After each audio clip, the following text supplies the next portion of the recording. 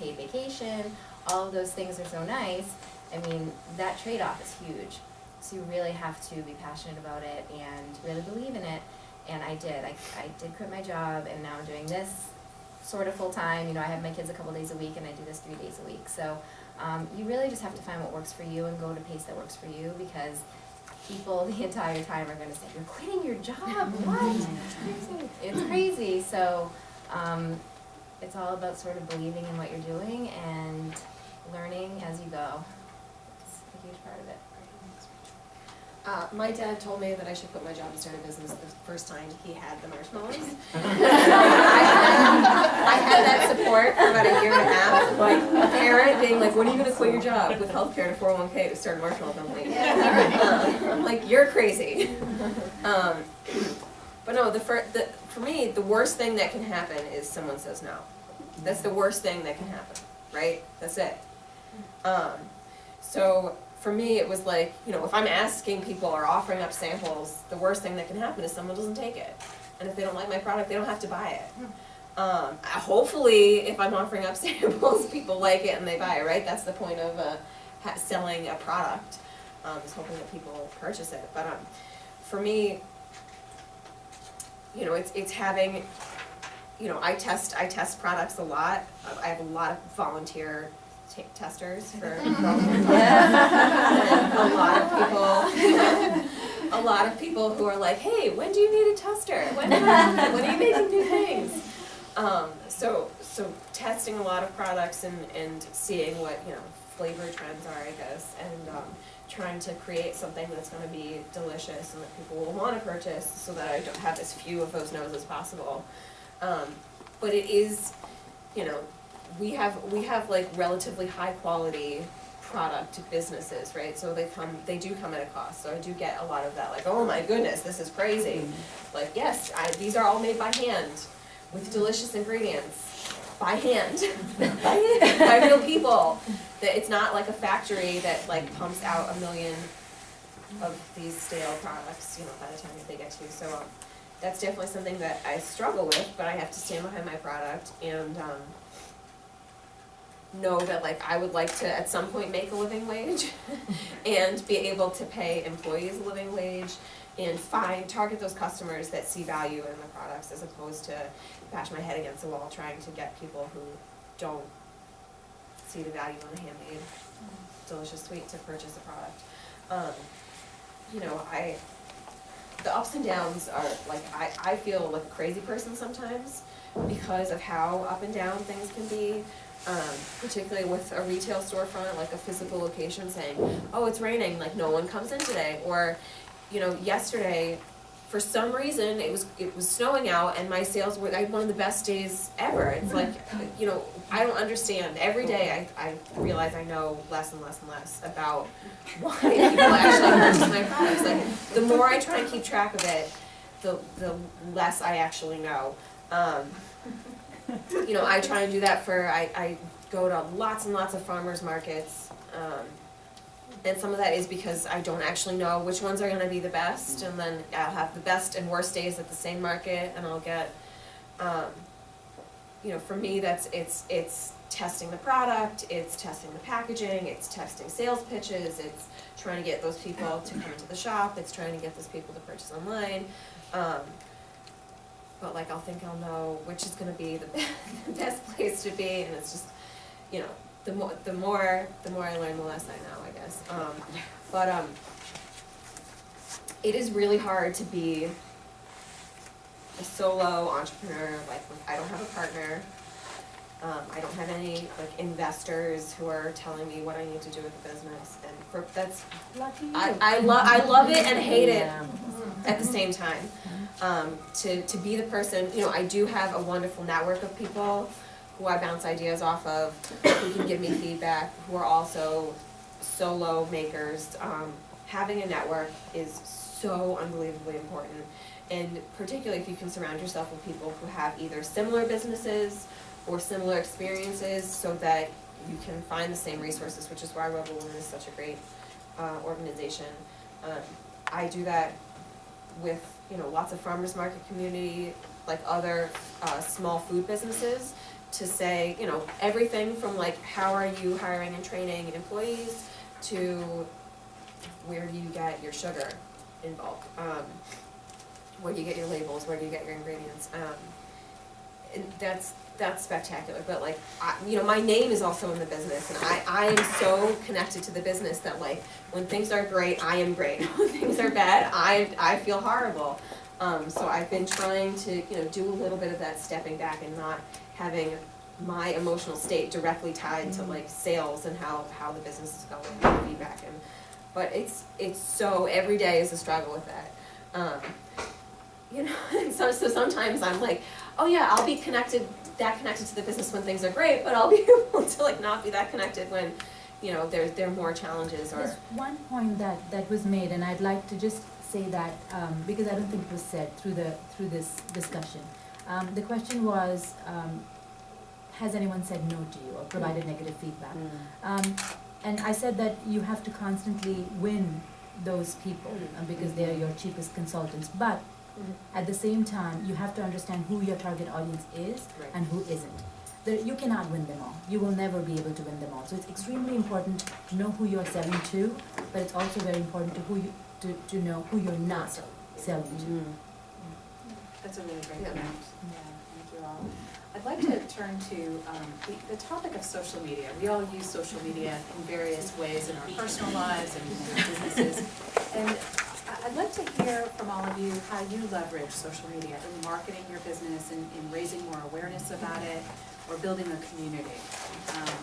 And Rachel, why don't we start with you first too? I use social media every day. Mommy Bites has a Facebook page and a Twitter handle, and everything that's on the site we put out on Facebook and Twitter. So Mommy Bites has a blog that's written by other moms in Boston. So I have about 20 bloggers, and they submit to me, and I put it up on the blog, and then I put it on Facebook, and I put it on Twitter, and it brings people back into the site to read in this comment field. So we're looking for interaction, clearly. And it's very easy to track. You can see how many people clicked on what article, you can see how many people are commenting on what, so you can kind of get a feeling of who cares about what.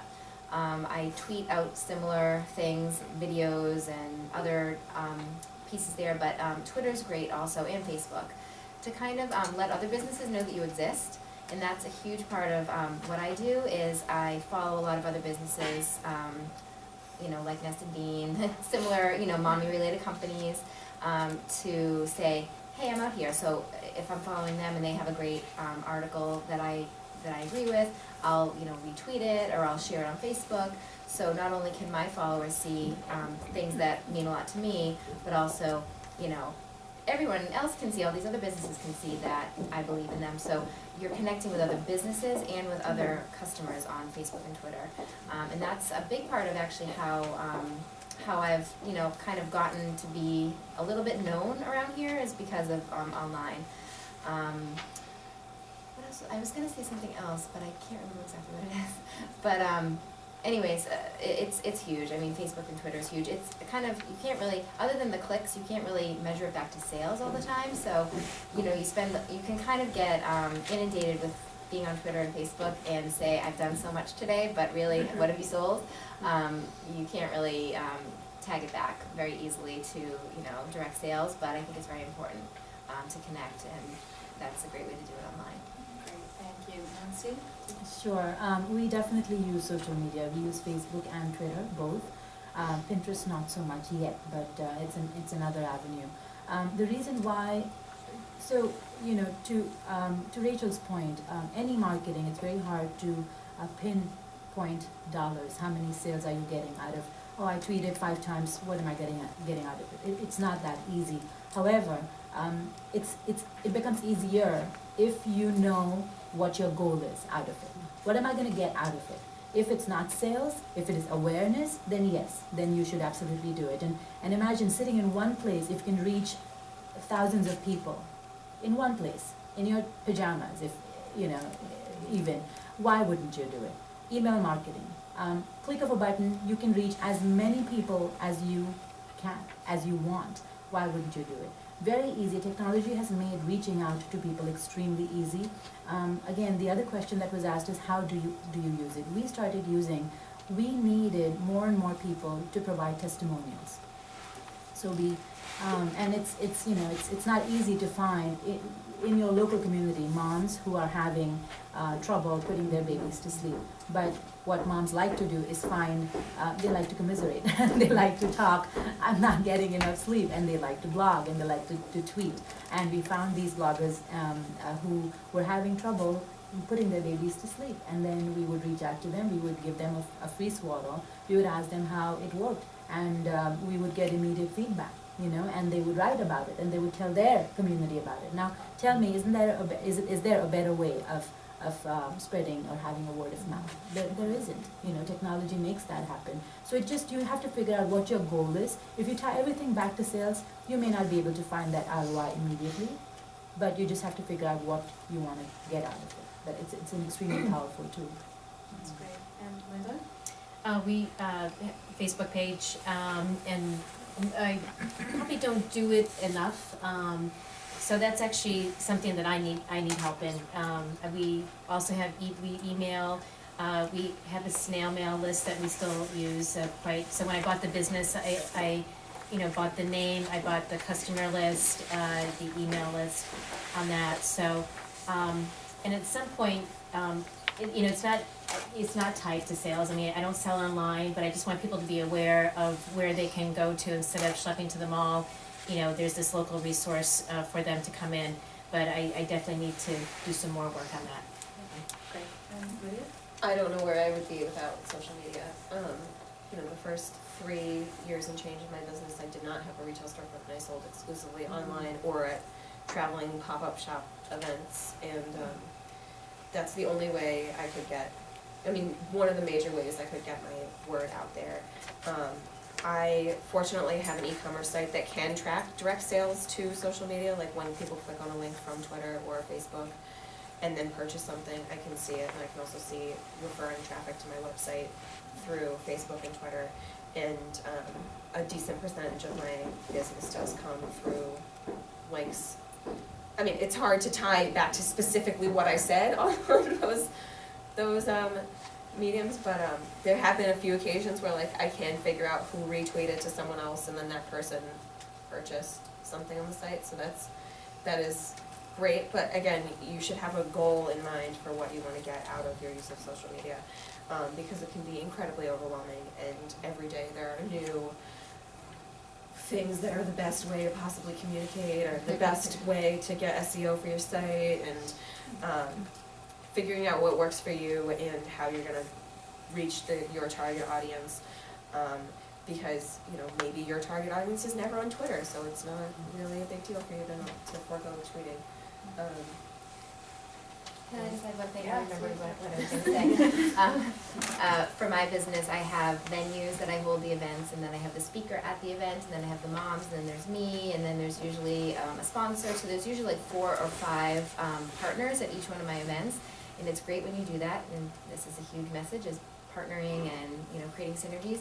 Because at any event, there's 5 people tweeting and putting on Facebook that it exists. So each one of the partners that I connect with for my event, they have their own Facebook page and they have their own Twitter account. So if they say, hey, come to the event at XYZ store and let's hear about XYZ topic, there's exponentially all those many moms that are going to see it. So social media in that way is a huge benefit. And that's one of the things is using it to provide fresh, relevant content and not just talk about yourself all the time. Because I could say buy marshmallows, buy marshmallows, buy marshmallows every single Facebook post or tweet, and people would stop following me and stop paying attention. But when I'm saying, trying to post that I'm at this event with other amazing women, it's relevant and it's new information. It can be very It can be powerful very- in yeah. helping your business. Partnerships are awesome. That's great, thank you all. I want to ask about whether or not you found any resources in this area to be helpful to you. And I want to speak to, or have you speak to a little bit about how you financed your business. Was this something that you self-financed? Did you reach out and look for financing in your startup phase? Are you thinking about that more now? I'd like you all just to share a little bit about that. Maybe we'll start here and then down again. Well, I first started with as little overhead as possible and basically lived off my savings and financed the business through the business, basically just grew as I actually had money to grow. And I've been able to do that for a while. I actually rented kitchen space from another restaurant, so was able to keep my overhead very low and also, you know, start buying ingredients in bulk through them. And I probably wouldn't be the same business if I didn't have that opportunity. I recently did a Kickstarter project, raised about 13 grand for chocolating equipment through that. I ran the project mid-October to mid-November, which also was beyond perfect for ending the project the day after I opened the retail storefront, so that everyone in the community had already seen a million times from other people on Facebook that this shop was opening, and then everyone who pledged locally could pick up their rewards in the shop.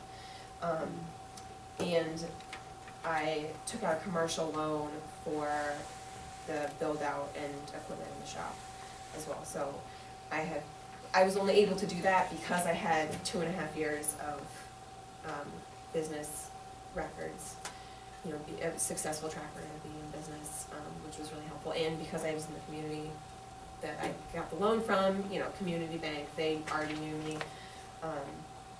But so I've been able to kind of grow organically. I used my own money, mainly, and I've also been working, even though I did quit my job, I do work a little bit on the side for a consulting business, so any money that I make there, I put directly into Mommy Bites.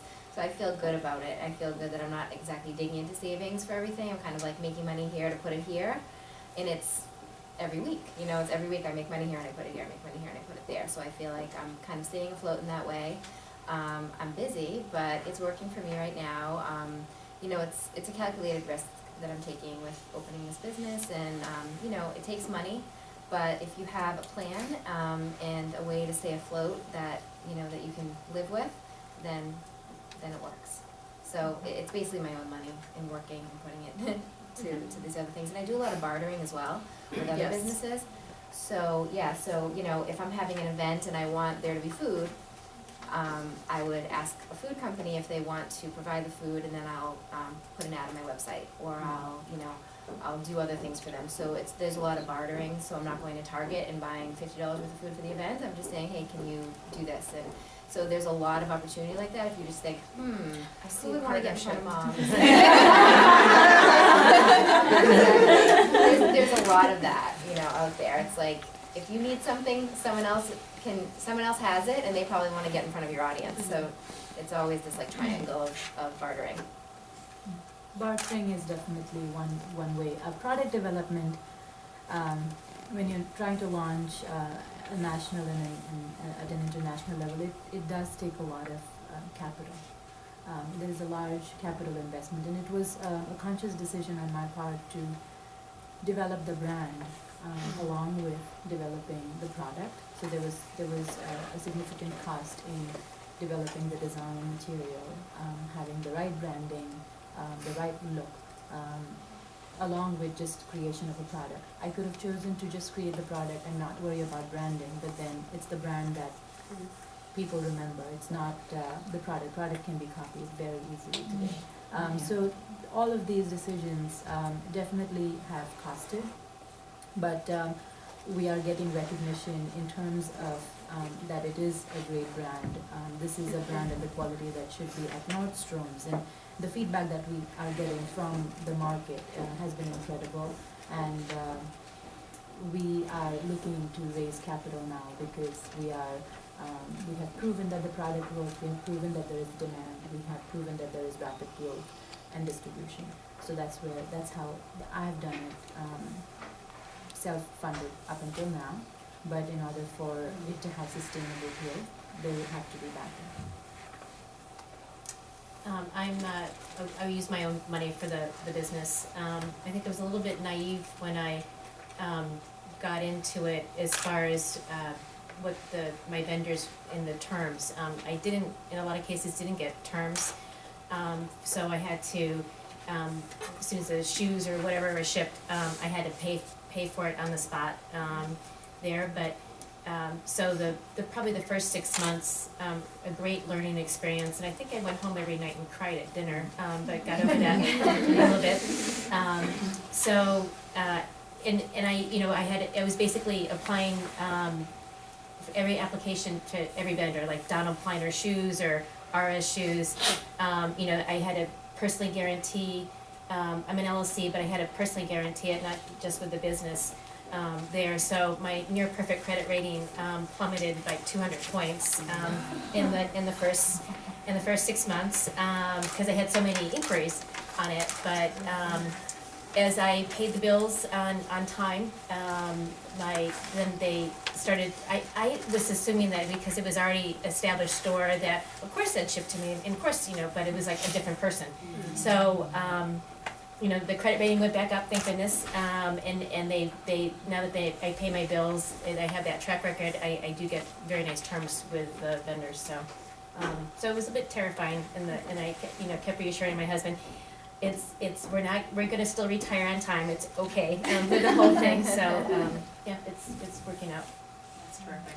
Well, before we open up some of the questions for all of you today to ask our panelists, I think I'd like to just ask you all, we've talked about, you've shared, how important the network has been to all of you in starting your businesses. We've talked about following your passions and interests and sort of really getting to yes, moving beyond the nose and how to do that. We also talked about partnering being really important too.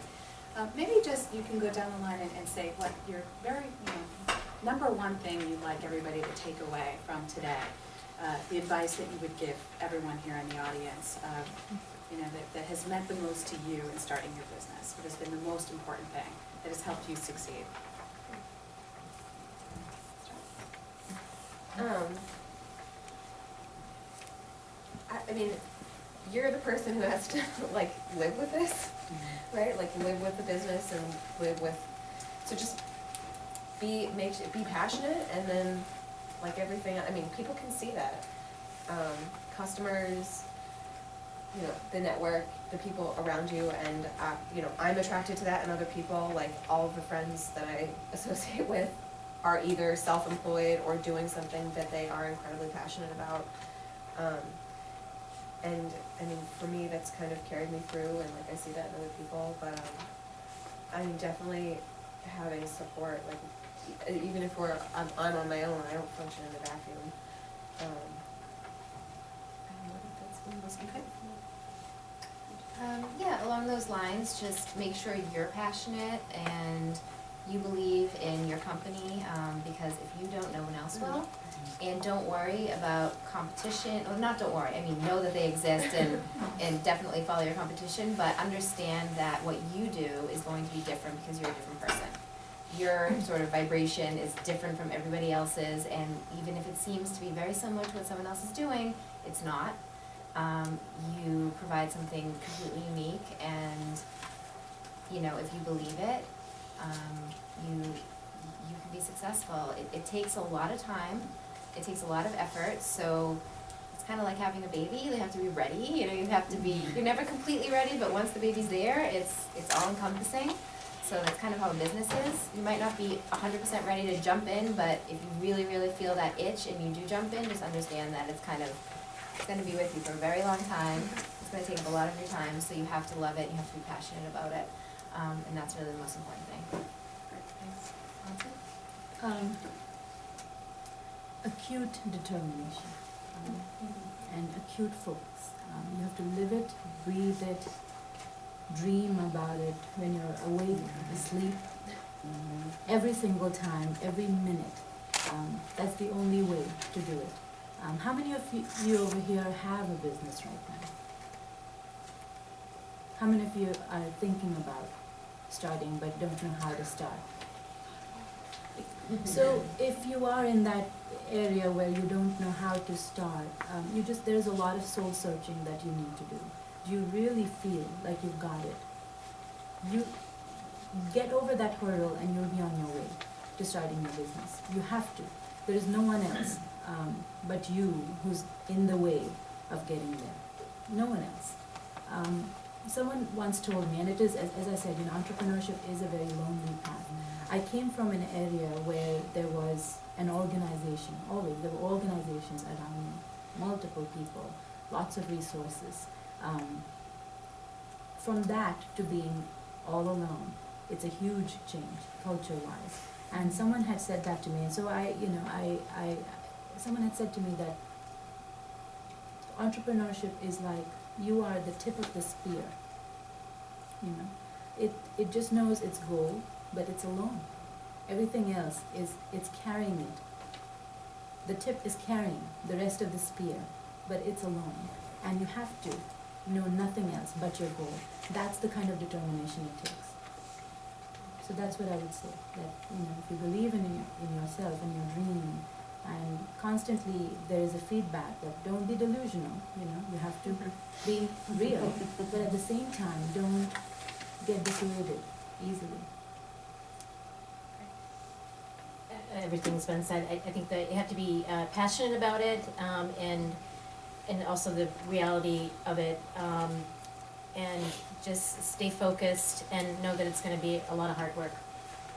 And you just have to, some good days, some bad days, but I have about 6 or 7 employees, and I feel a real responsibility to continue, and because they're, not like all of them are relying on me to feed their families, but I feel a real sense of responsibility when, not to let them see the bad days, because there are going to be a few, but just forge on and keep at it and believe in it.